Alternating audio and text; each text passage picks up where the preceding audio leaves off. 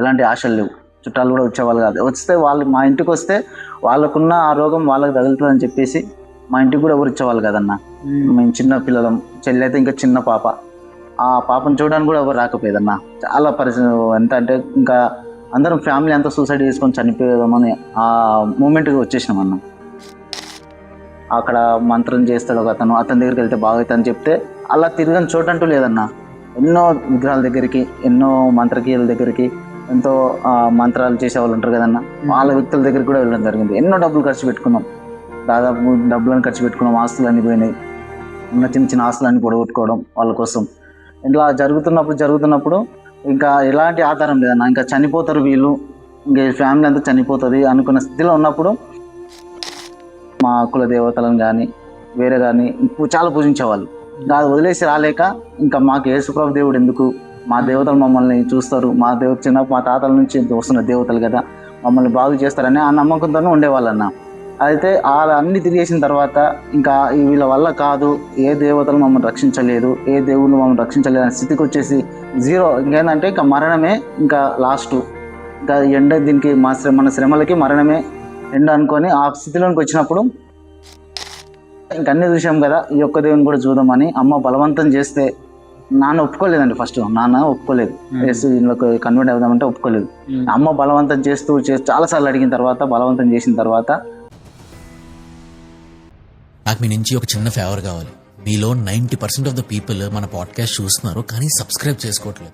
మీ ప్రతి సబ్స్క్రైబర్ చాలా మ్యాటర్ చేస్తుంది. ప్లీజ్ సబ్స్క్రైబ్ చేసుకోండి. మీరు సబ్స్క్రైబ్ చేసి మాకు సపోర్ట్ చేస్తే మీరు ఇమాజిన్ చేయలేని గెస్ట్ తో క్రేజీ అండ్ ఇన్సైట్ఫుల్ కాన్వర్సేషన్స్ ని తీసుకొస్తాం. దానికోసం మీరు చేయాల్సింది ఒకటే, కింద కనిపిస్తున్న సబ్స్క్రైబ్ బటన్ ని నొక్కి పెట్టుకోండి. మీరు సబ్స్క్రైబ్ చేశారని అనుకుంటున్నాను. Let's get into the podcast. Praise the lord. మన ప్రభువు రక్షకుడైన యేసుక్రీస్తు నామములో మీ అందరికీ కూడా శుభవందనాలు తెలుపుచున్నాము. ఈ యొక్క సమయంలో మనము ఇప్పటి వరకు కూడా ఎంతో మంది సేవకురాలని విశ్వాసాలను కూడా మనము ఇంటర్వ్యూ చేయడం జరిగింది. అసలు ఇంటర్వ్యూలో ముఖ్య ఉద్దేశం ఏంటంటే, ఎంతో మంది జీవితంలో జరిగిన సాక్ష్యాలని అనేక మంది చూడటానికి ఈ యొక్క యూట్యూబ్ ద్వారా తెలుసుకోవడానికి మేము ఈ యొక్క ప్రయత్నం చేయడం జరుగుతుంది. అలాంటి ప్రయత్నంలో భాగంగా రంగారెడ్డి జిల్లా ఇబ్రహీంపట్నం అనే ఈ యొక్క సిటీలో ఒక సహోదరుని మనము కలవడం జరిగింది. ఆ యొక్క సహోదరి జీవితంలో జరిగిన ఆ యొక్క అద్భుతాలు, వారి యొక్క తల్లిదండ్రుల జీవితంలో జరిగిన ఆ యొక్క రక్షణ కార్యాన్ని, అలాగే వారి యొక్క కుటుంబంలో జరిగిన ఆ యొక్క సంఘటనలను మనకు ఈ రోజు తెలియజేయడానికి సహోదరులు ఉన్నారు.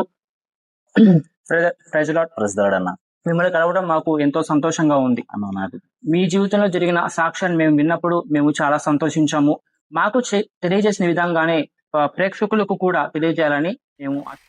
ప్రైజ్ లార్డ్ అన్న. నా పేరు వచ్చేసి వెంకటేష్ అన్న. మాది వచ్చేసి ఇబ్రహీంపట్నం, రంగారెడ్డి డిస్టిక్ ఇబ్రహీంపట్నం అన్న. మాది ఇక్కడ ఇబ్రహీంపట్నం గ్రామంలో మేము ఉంటామన్న. అయితే నా పేరు వెంకటేష్. మా తల్లిదండ్రులు వచ్చేసి, మా అమ్మ పేరు కిష్టమ్మ, మా నాన్న పేరు వచ్చేసి బాలకృష్ణ. మా అమ్మ నాన్నకి మేము 5 మంది సంతానం అన్న. అయితే 5 మందిలో మేము ముగ్గురం అన్నదమ్ములము, ఒక అక్క, ఒక చెల్లి, మాకు ముగ్గురికి. అయితే మేము ఉన్నప్పుడు మా తల్లిదండ్రులు హిందువులం అన్నాం. ఫస్ట్ నుంచి హిందువుగా ఉన్నప్పుడు చాలా మాది ఎంత అంటే చాలా పూర్ ఫ్యామిలీ అనమాట. బీదవాళ్ళం, చాలా బీదవాళ్ళం. ఎలా అంటే ఇల్లు కూడా లేని స్థితి మాది. ఒక గుడిసె వేసుకొని ఆ గుడిసెలో ఉంటూ మా కులవృత్తి వచ్చేసి వడ్డరోళ్ళం అన్న. మేము రాళ్ళు కొడుతూ జీవిస్తూ ఉంటాం. అలా రాళ్ళు కొట్టు బతుకుతూ ఎక్కడో గ్రామాలకు దూరంగా, గ్రామంలో ఉండకుండా గ్రామాలకు దూరంగా గుడిసెలు వేసుకొని జీవించే జీవితాలు అన్న మావి. గుడిసెలు వేసుకొని బతికే వాళ్ళం. గుడిసెల్లో ఉంటూ ఒక పూట తింటూ ఒక పూట తినకుండా, తిండి కూడా సరిగా లేని కుటుంబాలు అన్న మావి. అలా జీవిస్తున్నప్పుడు మరి అనుకోని విధంగా ఒక సంఘటన, మేము హిందువులో ఉన్నప్పుడు ఒక సంఘటన జరిగింది. మా బంధువులకు ఒక సంఘటన జరిగినప్పుడు వాళ్ళు మా మీద పగబెట్టుకొని, మా కుటుంబం మీద పగబెట్టుకొని, ఈ కుటుంబాన్ని అంతం చేయాలని, ఈ కుటుంబాన్ని నాశనం చేయాలని, చంపేయాలని, మా తల్లిదండ్రులను కావచ్చు, మమ్మల్ని కావచ్చు చంపేయాలని ఒక ప్రణాళికతో, ఒక ఉద్దేశంతో వాళ్ళు ఉన్నారన్న. అలా ఉండి డైరెక్ట్గా చేయలేక, డైరెక్ట్ అటాక్ చేయలేక మంత్రక్రియలు ఆ విధంగా వెళ్ళిపోయి చేతబడులు చేసి చిల్లంగితనాలు చేసి అలా మా కుటుంబాన్ని నాశనం చేయాలని, మా కుటుంబాన్ని అంతం చేయాలని వాళ్ళు సంకల్పించుకొని, అలాగూ మా తల్లిదండ్రులకి మంత్రక్రియలు చేసి వాళ్ళు చనిపోయేలాగా చేసి ఎన్నో బాధలు. ఆ మంత్రకీయ శక్తుల వల్ల మా తల్లిదండ్రులు భరించలేని బాధలు. అంటే మా చిన్న వయసు అప్పుడు, నేను 10th క్లాస్ అనుకుంటా. అప్పుడు ఈ ఇన్సిడెంట్ ఎప్పుడంటే 2000 నుంచి స్టార్ట్ అయిందన్న. తల్లిదండ్రులు ఆ సిచ్యువేషన్ లోకి వెళ్ళిపోయి 2000 నుంచి 2000 లో మా అక్క వివాహం జరిగించాం అన్న. ఆ అక్క వివాహం జరిగించిన తర్వాత నుంచి మాకు శ్రమలు స్టార్ట్ అయినాయి. హిందువులో ఉన్నప్పుడు ఆ మంత్రకీలని ఎవరైతే మా బంధువులు ఉన్నారో, మమ్మల్ని ఎవరైతే నాశనం చేయాలనుకున్నారో వాళ్ళు అమ్మ నాన్నకు చేతబడి చేయడం, చిల్లంగితనం చేయడం, ఇంకా ఎన్నో విధాలుగా అపాయాలు తలపెట్టడానికి, మా తల్లిదండ్రులను చంపేయడానికి ట్రై చేశారన్న. ప్రయత్నిస్తూనే ఉన్నారు.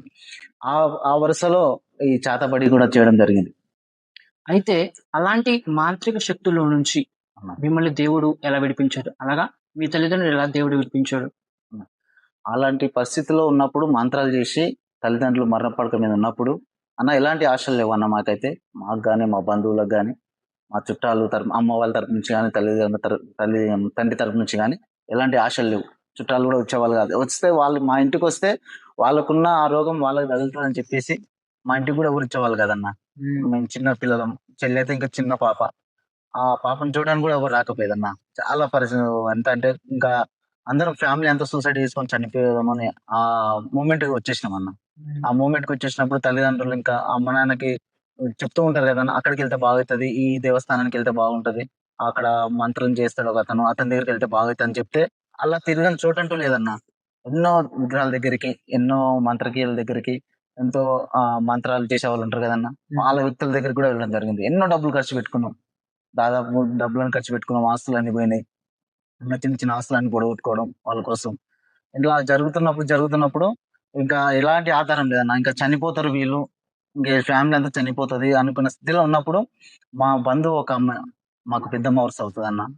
ఆ అమ్మగారు వచ్చి చాలా సార్లు చెప్పింది. అంటే అప్పుడే ఫస్ట్ టైం కాదు, చాలా సార్లు చెప్పింది. మేము తిరుగుతున్నప్పుడు మా స్థితిని చూసి, మేము పడుతున్న బాధలను చూసి చూడలేక ఆ అమ్మ అంత ముందుకే బాప్టిజం తీసుకొని రక్షణలో ఉండి, ఆ అమ్మ వెళ్తూ మమ్మల్ని కూడా రక్షణలోకి నడిపించాలని ఆ ఉద్దేశంతో చాలా సార్లు చెప్పింది. కానీ మేము విగ్రహారాధనలో గాను మా అమ్మ వాళ్ళు చాలా మా కుల దేవతలను గాని, వేరే గాని చాలా పూజించేవాళ్ళు. దాన్ని వదిలేసి రాలేక ఇంకా మాకు యేసుప్రభు దేవుడు ఎందుకు? మా దేవతలు మమ్మల్ని చూస్తారు. మా తాతల నుంచి వస్తున్న దేవతలు కదా! మమ్మల్ని బాగు చేస్తారని ఆ నమ్మకంతోనే ఉండేవాళ్ళన్న. అయితే అన్ని తిరిగేసిన తర్వాత ఇంకా వీళ్ళ వల్ల కాదు, ఏ దేవతలు మమ్మల్ని రక్షించలేదు, ఏ దేవుడు మమ్మల్ని రక్షించలేదు అనే స్థితికొచ్చేసి జీరో ఇంకేందంటే ఇక మరణమే ఇంకా లాస్ట్. ఇంకా దీనికి మన శ్రమలకి మరణమే ఎండ్ అనుకోని ఆ స్థితిలోకి వచ్చినప్పుడు నాకైతే చాలా సార్లు అయితే చెప్పింది మా అమ్మగారు. మళ్ళీ రావడం జరిగిందన్న మా ఇంటికి. ఇంకా లాస్ట్ స్టేజ్‌లో ఉన్నప్పుడు మా ఇంటికొచ్చి మళ్ళీ చెప్పడం జరిగింది. "యేసు ప్రభువుని నమ్ముకోండయ్యా! బాగా అయితది. మీ శ్రమ నుంచి దేవుడు విడిపిస్తాడు. మిమ్మల్ని ఇంతకన్నా భయంకరంగా ఉన్న వాళ్ళని కూడా దేవుడు నడిపించి తీసుకొస్తే దేవుడు స్వస్థపరిచిండు వాళ్ళని గూడా. మిమ్మల్ని కూడా అదే విధంగా స్వస్థపరుస్తాడు. బాగా అయితారయ్యా! మీ పిల్లల జీవితాలు కూడా బాగుపడతాయి" అని చెప్పినప్పుడు ఇంకా అన్నీ చేసినాం కదా! అన్ని దేవుళ్ళు తిరిగినాం కదా! అన్ని విగ్రహాల దగ్గరికెళ్ళినాం. ఎక్కడెక్కడో వెళ్ళేసేసినాం. దూర దూర ప్రాంతాలకు మమ్మల్ని వదిలేసి వెళ్ళిపోయేవాళ్ళన్న తల్లిదండ్రులు. చిన్న పిల్లలు మమ్మల్ని వదిలేసి అక్కడికి, ఇక్కడికి చాలా చోట్లకెళ్ళి వచ్చేసారన్న. అలాంటి స్థితిలో సరే ఇంక అన్నీ చూసాం కదా! ఈ ఒక్క దేవుడిని కూడా చూద్దామని అమ్మ బలవంతం చేస్తే నాన్న ఒప్పుకోలేదండి ఫస్ట్. నాన్న ఒప్పుకోలేదు. యేసు ఇందులోకి కన్వర్ట్ అవుదామంటే ఒప్పుకోలేదు. అమ్మ బలవంతం చేస్తూ చాలా సార్లు అడిగిన తర్వాత, బలవంతం చేసిన తర్వాత ఒకరోజు ఆ అమ్మ వచ్చి చెప్పినప్పుడు అప్పుడు దేవుని గురించి తెలుసుకోవడానికి జరిగిందన్న. దేవునిలో బాప్టిజం తీసుకోవడానికి 2005లో అమ్మ వాళ్ళు రక్షించబడ్డారన్న. 2005లో రక్షించబడ్డారు. రక్షించబడ్డారన్న దేవునిలో. ఓకే. అయితే అందరూ రక్షించబడ్డారా? లేదంటే ఎవరెవరు రక్షించబడ్డారు మీ ఫ్యామిలీ? ఫస్ట్ గా అమ్మ నాన్న ఇద్దరు రక్షించబడ్డారన్న. వచ్చేసి ఇప్పుడు అంబర్పేటలో ఆల్కెఫ్ దగ్గర హౌజాపేట్ చర్చ్ అని ఉంటదన్న. అక్కడ వెళ్ళి అమ్మ నాన్న బాప్టిజం తీసుకోవడం జరిగిందన్న. అది తీసుకున్న తర్వాత రక్షించబడిన తర్వాత అంటే మాకు ఇంకా ఇంకా యేసుప్రభు అంటే ఎవరో తెలుసుకునే స్థితిలో ఉన్నామన్న. చిన్న వయసు మాది. అయితే అలా రక్షించబడిన తర్వాత 2005 లో స్టార్టింగ్ లో జనవరిలో అమ్మ వాళ్ళు బాప్టిజం తీసుకోవడం జరిగింది. తీసుకున్న తర్వాత ఇంకా అమ్మ కొద్ది క్యూర్ అవ్వడం, ప్రేయర్ లో గడపడం, ఆ ఫ్యామిలీ అంతా ప్రేయర్ లో ఉండడం, ప్రేయర్ లో గడుపుతున్నప్పుడు ఆ అమ్మ కూడా కొన్ని రోజులు 40 రోజులు ఫాస్టింగ్ చేయడం, ఆ బాధల్లో ఉండి కూడా ఫాస్టింగ్ చేస్తే అమ్మ అప్పుడు కొద్దిగా క్యూర్ అవుతుంది. క్యూర్ అవి దేవుడు అమ్మతో మాట్లాడాను. కలలో దర్శనం తర్వాత అమ్మతో మాట్లాడి 60 రోజుల ఉపవాసంలో అమ్మతో మాట్లాడింది దేవుడు. మాట్లాడి నేను స్వస్థపరుస్తానమ్మా, భయపడద్దు, మీ కుటుంబానంతా నేను కాపాడుతాను, మీకున్న సమస్యలు కూడా అని చెప్పి దేవుడు మాట్లాడి దేవుడు అయితే ఏ విధంగా అయితే మాట్లాడినాడో అదే విధంగా అమ్మను స్వస్థపరిచి ఒక ఆపరేషన్ థియేటర్లు తీసుకెళ్లి ఆపరేషన్ చేస్తే ఎట్లా ఉంటుందో అలా దర్శనం ద్వారా మాట్లాడి దేవుడు అమ్మను స్వస్థపరిచిండు అన్న. దేవుడు అమ్మని స్వస్థపరిచిన తర్వాత నాన్న కూడా సేమ్ సిచ్యువేషన్ అన్న. అలాగే నాన్న అమ్మ నాన్న ఇద్దరు ఒకేసారి బాప్టిజం తీసుకోవడం, వాళ్ళని దేవుడు స్వస్థపరచడం, ఇంకా వాళ్ళని బాగుపడుతూ ఉంటే మేము చూసి ఆశ్చర్యపోయినాం అన్న. ఇంత మంచి దేవుడా యేసుప్రభు దేవుడు, యేసుక్రీస్తు దేవుడు ఇంత మంచి దేవుడా, మా తల్లిదండ్రులను బ్రతికిస్తున్నాడు. వాళ్ళ ఉన్న స్థితి నుంచి లేవనెత్తున్నాడు. చాలా బక్కగా సన్నగా అయి మరణ పడకకి వెళ్తే ఎట్లుంటారన్నా, చాలా వీక్ అయ్యి అలా ఉన్నప్పుడు కొద్దిగా దేవుడు స్వస్థపరచడం, వాళ్ళు బాగా అవుతుండడం చూసి మాకు కూడా ఆశ్చర్యం వేసి మేము కూడా దేవుని తెలుసుకోవాలని, ఇంకా ఫ్యామిలీ అంతా దేవుళ్ళని, ఇంకా ఎవరు దేవుళ్ళు లేరు, యేసుప్రభు ఒక్కడే దేవుడు అని తెలుసుకొని ఆ క్రమంలో దేవునితో పాటుగా మేము కూడా తల్లిదండ్రులతో పాటు మేము కూడా దేవుళ్ళని నడిచి రావడం జరిగిందన్న. విన్నారు కదా, ఒక ఆపరేషన్ థియేటర్లకు వెళ్తే ఏ విధంగా బాగుపడతారో అలాగే వాళ్ళ తల్లిదండ్రులు ఇద్దరు కూడా ఒక ఆపరేషన్ థియేటర్ ఎలాగైతే వారిని స్వస్థపరుస్తారో అలాగే వైద్యులకు వైద్యుడే పరమ వైద్యుడైన మన యేసయ్య వారిని ఎలా స్వస్థపరిచాడో మనము బ్రదర్ మాటల్లో విన్నాం. అయితే బ్రదర్, ఇప్పుడు నా నెక్స్ట్ క్వశ్చన్ ఏంటంటే, మీ తల్లిదండ్రులు రక్షణ పొందిన తర్వాత మీరు ఎమ్మడే రక్షణ తీసుకున్నామండి. ఏమంటే తల్లిదండ్రులు బాగా అయ్యేసరికి మేము కూడా ఆ దేవుడిని పూజించాలని, ఆ దేవునితో ఉండాలని నిర్ణయించుకొని ఫ్యామిలీ అంతా దేవునిలో బ్రతకాలని, దేవునికి అంకితం చేసుకొని దేవునిలో నడవాలని చెప్పి, దేవుని పరిచయలో వాడబడాలని చెప్పేసి మేము కూడా బాప్టిజం తీసుకోవడం జరిగిందన్న. 2005 లోనే 5th month లో తీసుకున్నాను. అన్న అమ్మ వాళ్ళ జనవరిలో తీసుకున్నారు, 5th month లో నేను తీసుకున్నాను అన్న. నేను, అన్న, తమ్ముడు, మీ చెల్లి చిన్న వయసు తర్వాత బాప్టిజం తీసుకుంది. మేము ముగ్గురు ఒకేసారి బాప్టిజం తీసుకొని దేవుని పరిచయలో వాడబడుతూ తల్లిదండ్రులు బాగా చూసి సంతోషంతో ఇంకా దేవుని పరిచర్యను వదలకుండా దేవునిలో ఇంకా లీనమవుతూ దేవునితో ఇంకా అంటగట్టబడుతూ దేవునికి ఇంకా సన్నిహితంగా అవుతూ దగ్గర అవుతూ దేవుని పరిచయలో మా వంతు సాయం చేస్తూ అలాగ సాగిపోతూ ఉన్నామన్న. Okay, praise lord. అయితే ఇప్పుడు మీ కుటుంబంలో ఉన్న వారందరూ కూడా రక్షింపబడ్డారు. కుటుంబంలో ఉన్న వాళ్ళందరూ కూడా సేవకి అలాగే సేవకులకు మీరు సహాయకరంగా ఉండేవారు. సో ఇప్పటి వరకు ఈ ఉన్న జీవితం అంతా ఇక బాగుండేదా? ఇంకా బాగుండేదంటే బాగుందన్న. బాగుంది. దేనితో దగ్గర అవుతుంటామో సైతాన్ని కూడా అంత దూరం చేయాలని చూస్తుంటది కదన్నా. ఆ పరిచయలో వాడబడుతూ ఆ పరిచయలో కొనసాగుతూ పాస్టర్ గారికి మా జంగే పాస్టర్ అనే మా కాపరి, నా ఆత్మీయ తండ్రి జంగే పాస్టర్ అనే ఉన్నాడన్న. అతని దగ్గరికి మేము అతనికి సహాయంగా ఆ పరిచయలో వాడబడుతూ మా వంతు మేము సాయం చేస్తూ ఆ పరిచర్య కొనసాగుతున్నప్పుడు శ్రమలు కూడా వచ్చినాయి అన్న. శ్రమలు వచ్చినాయి. నాకు ఏంటంటే దేవుడు నా జీవితం పట్ల గొప్ప కార్యం జరిగించిండు. ఆ కార్యం ఏంటంటే అన్న, దేవుడు మేము చాలా బీద పరిస్థితి అని చెప్పినాం కదన్నా. ఆ బీద పరిస్థితి నుంచి దేవుడు కూడా అంచెలంచెలుగా తొలగిస్తూ కొద్దిగా దీవిస్తూ దేవుడు అంచెలంచెలు దీవిస్తూ వచ్చిండు అన్న. గుడిసె ఉన్నప్పుడు గుడిసె తీసేసి ఇల్లు కట్టుకోవడానికి దేవుడు సాయం చేసిండు అన్న. ఓకే, ఇల్లు కట్టుకున్న తర్వాత ఇంకా అంచెలంచెలుగా ఈ వ్యాపారంలో కావచ్చు, ఇంకా మీరు చేసే పనులు కావచ్చు, దేవుడు దీవిస్తూ అంచెలంచెలు దీవిస్తూ కొద్దిగా ఒక్కొక్క మెట్టు ఎట్లా ఎక్కుతామో అట్లా దీవిస్తూ ఉన్నప్పుడు ఇంకా ఒకనొక స్థితిలో ఉన్నప్పుడు ట్రాక్టర్ కొనుక్కోవడానికి కూడా దేవుడు మహాకృప చూపినాడు అన్న. దేవుడు ట్రాక్టర్ కొనుక్కోవడానికి కూడా సాయం చేసినాడు. వ్యాపారం అని చెప్పాను కదన్నా, మాకు వృత్తి రాళ్ళు కొట్టుకోవడం అని. ఆ రాళ్ళు కొట్టుకోవడానికి కూడా ట్రాక్టర్ అవసరం కాబట్టి తీసుకెళ్ళడానికి ట్రాక్టర్ కొనుక్కోవడానికి కూడా దేవుడు కృప చూపినాడు అన్న. ఆ కృప చూపినప్పుడు ట్రాక్టర్ తీసుకొని ఆ ట్రాక్టర్ నాకు వెహికల్ నడపడానికి నేర్చుకోవడం దేవుడు ఆ జ్ఞానం ఇచ్చిండు. తొందరలోనే ట్రాక్టర్ నేర్చుకోవడం చిన్న వయసులోనే అన్న. నాకు 15 సంవత్సరాలు ఉన్నప్పుడు ట్రాక్టర్ తోలేనా నేను. దేవుడు ఆ కృపను ఆ జ్ఞానం దేవుడు నాకు ఇచ్చినాడు. అయితే ఆ ట్రాక్టర్ ను నడుపుతూ ఆ వ్యాపారం చేసుకుంటున్నప్పుడు అన్న, ఒక సమయంలో అది 2009 అన్న. 9లో ఒక ఇన్సిడెంట్ జరిగిందన్న. దేవుడు మహాకృప. ఆ ఇన్సిడెంట్ తలుచుకున్నప్పుడల్లా నాకు చాలా కన్నీళ్ళు వస్తాయన్న. దేవుడు అంత గొప్ప మేలు చేసిన నా జీవితం పట్ల అని ఆ విషయాన్ని తలంచుకున్నప్పుడల్లా నేను దేవునికి ఎంత రుణపడి ఉన్నానో నాకు తెలుసు అన్న. అయితే ఆ ఇన్సిడెంట్ ఏంటంటే అన్న, నేను ట్రాక్టర్ తోలుతున్నప్పుడు ఆ ట్రాక్టర్ కి ముందు టైరు చిన్న టైర్ ఉంటాయి అన్న, 2 టైర్లు ఉంటాయి కదా, లెఫ్ట్ రైట్. అవును. అయితే అప్పటికి రైట్ టైర్ తొలగిపోయింది అన్న, ఇరిగిపోయి పడిపోయింది. అయితే కొంచెం ఎత్తు పెట్టుకొని తీసుకొని రిపేర్ చేయించుకోవాలి కదా, కాబట్టి ఇబ్రాహీంపట్నం తుగ్గూడ నుంచి ఇబ్రాహీంపట్నం తీసుకొస్తున్నాను ట్రాక్టర్ ని. ఆ ట్రాక్టర్ తీసుకొస్తున్నప్పుడు ఒక టైర్ మీదనే ముందు టైర్ మీదనే వస్తున్నా కాబట్టి చాలా దూరం నుంచి ట్రావెల్ చేసుకుంటూ వస్తున్నాను కాబట్టి ఆ ముందుకు వచ్చిన తర్వాత ఇబ్రాహీంపట్నం దరిదాపులోకి వచ్చేసినాను ఆల్మోస్ట్. ఇబ్రాహీంపట్నంలో మీరు చూసుకున్నట్టయితే చెరువు కట్ట ఉంటుంది, పెద్ద 3 కిలోమీటర్ చెరువు కట్ట ఉంటుంది అన్న. చాలా ఎత్తులో ఉంటుంది ఆ చెరువు కట్ట. అక్కడ ఒక ముస్లిం వాళ్ళది అది ఇబ్రాహీం భాష అని ఒక దాన్ని ఏమంటారు అది ఉంటుంది అన్న అక్కడ. అయితే అక్కడ ఆ మసీద్ దాటిన తర్వాత కొంచెం ముందుకు రాగానే ఆ లెఫ్ట్ సైడ్ టైర్ కూడా పగిలిపోవడం, బ్లాస్ట్ అయ్యి పగిలిపోవడం, పగిలిపోయి ఆ చెరువు కట్ట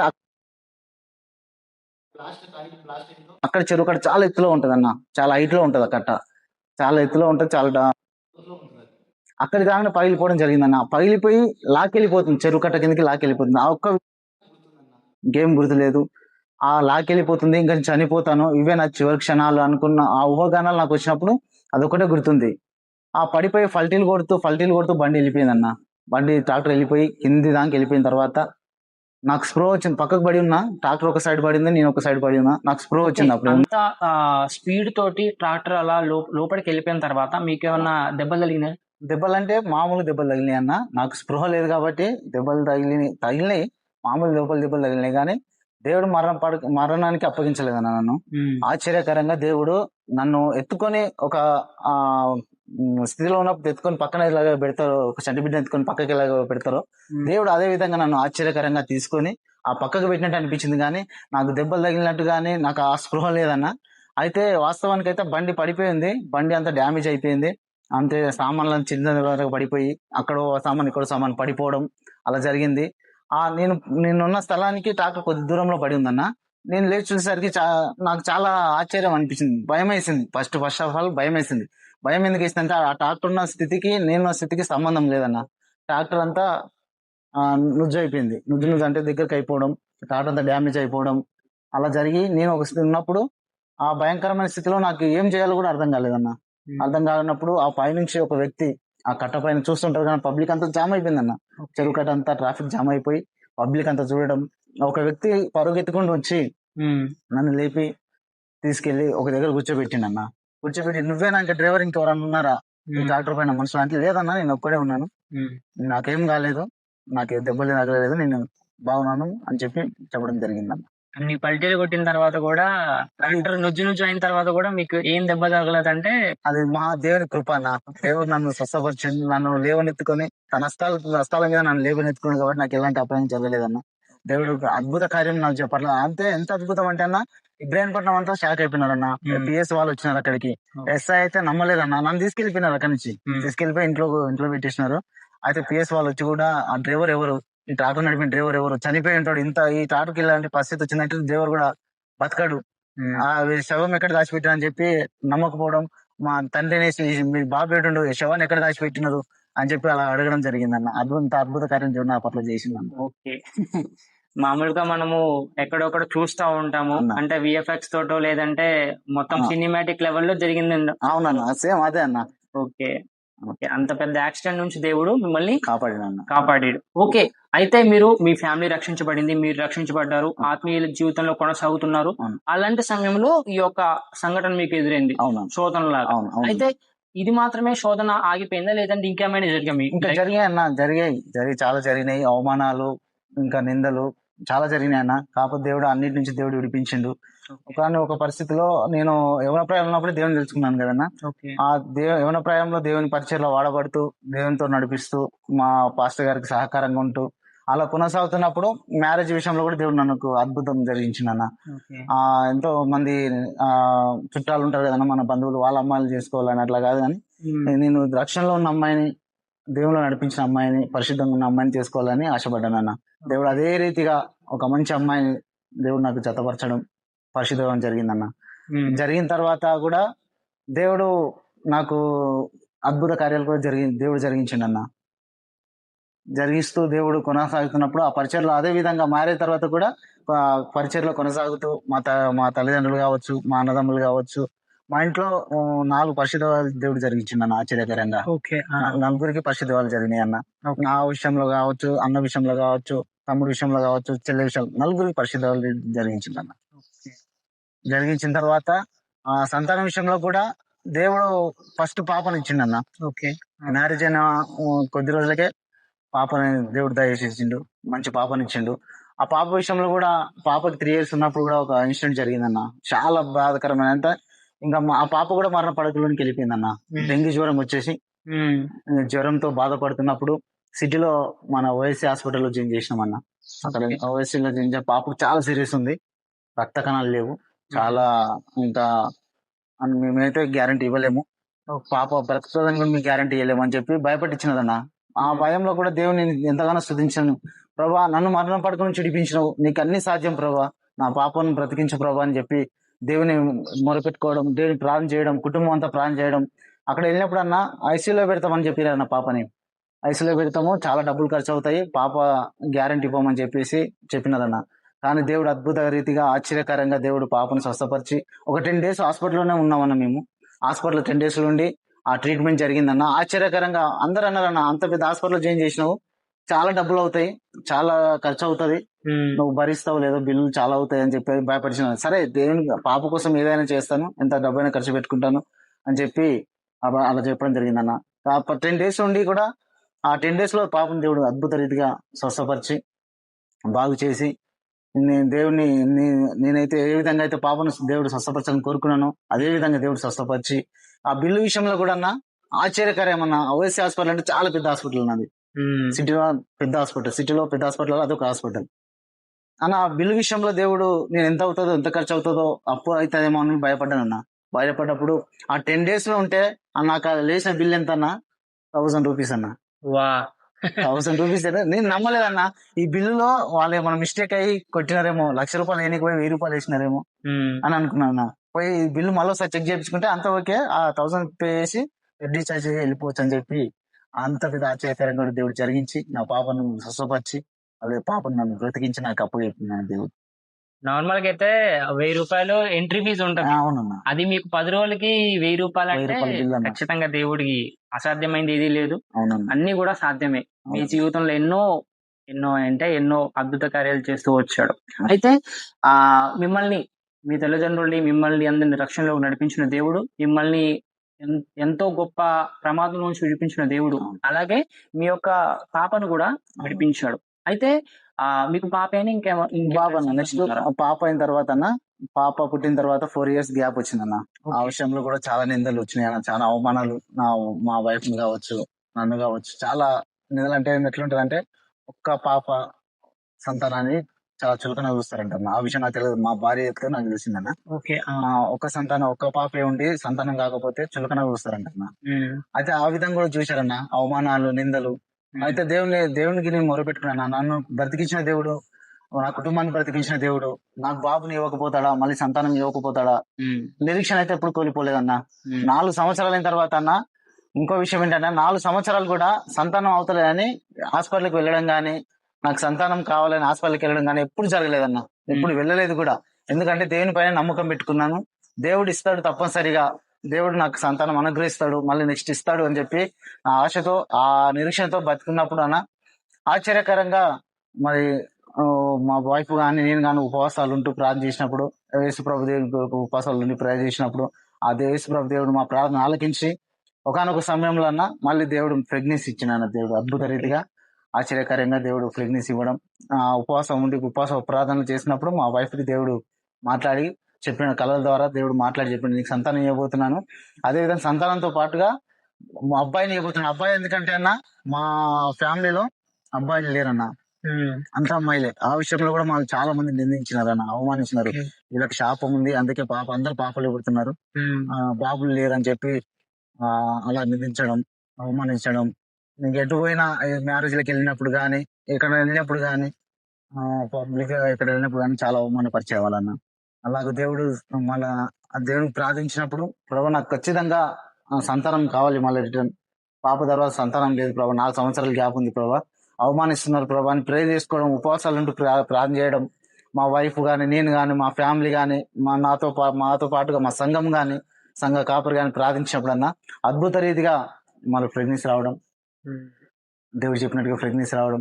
ఆ ప్రెగ్నెన్సీ వచ్చిన తర్వాత కూడా అన్న, ప్రతి నెల డెలివరీ అయ్యేంత వరకు ప్రతి నెల 3 రోజులు ఫాస్టింగ్ చేశాను నేను. 3 రోజులు ఫాస్టింగ్ ఉంటూ బాబుని ఖచ్చితంగా నాకు బాబుని దయచే ప్రభా, నాకు బాబు కావాలి ఇస్తావని చెప్పి అలాగో డెలివరీ అయ్యేంత వరకు, రేపు డెలివరీ అవుతున్నంత వరకు కూడా దేవుని ప్రార్థిస్తూ దేవుని అద్భుతం కొరకు ఎదురు చేశానన్న.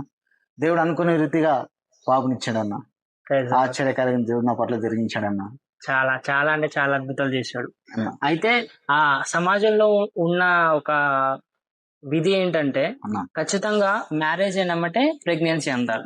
అది వారానికి అందినా ఆశ్చర్యం ఉండదు, నెలకు అందినా ఆశ్చర్యం ఉండదు. ఏమంటే ప్రెగ్నెన్సీ అందాలి, ప్రెగ్నెన్సీ అయినమ్మటే పుట్టేది బాబే పుట్టాలి. ఆ, ఇప్పుడు పాప పుట్టాలా బాబు పుట్టాలా మనం నిర్ణయించుకునేది కాదు. ఆ. దేవుడు ఎవరిని ఇస్తే వాళ్ళు. వారే పుడతారు. ఎందుకంటే గర్భఫలం యెహోవా ఇచ్చు బహుమానం అని చెప్తారు కాబట్టి. కానీ సమాజం మనల్ని ఎలా ఒత్తిడి చేస్తా ఉంటదంటే ఖచ్చితంగా ముందు అబ్బాయి పుట్టాలి, అబ్బాయి తర్వాత ఎవరు పుట్టినా పర్లేదు. పర్లేదు. ఒకవేళ ముందు ఆ విధంగా దేవుడు బాబుని దయచేసిన దేవుడు నాకు ఆ హాస్పిటల్ విషయంలో కానీ కన్నా పాప ఫస్ట్ పాప కదన్నా, పాప కానీ బాబు కానీ ఇద్దరికి నార్మల్ డెలివరీ దేవుడు జరిగించిండు అన్న.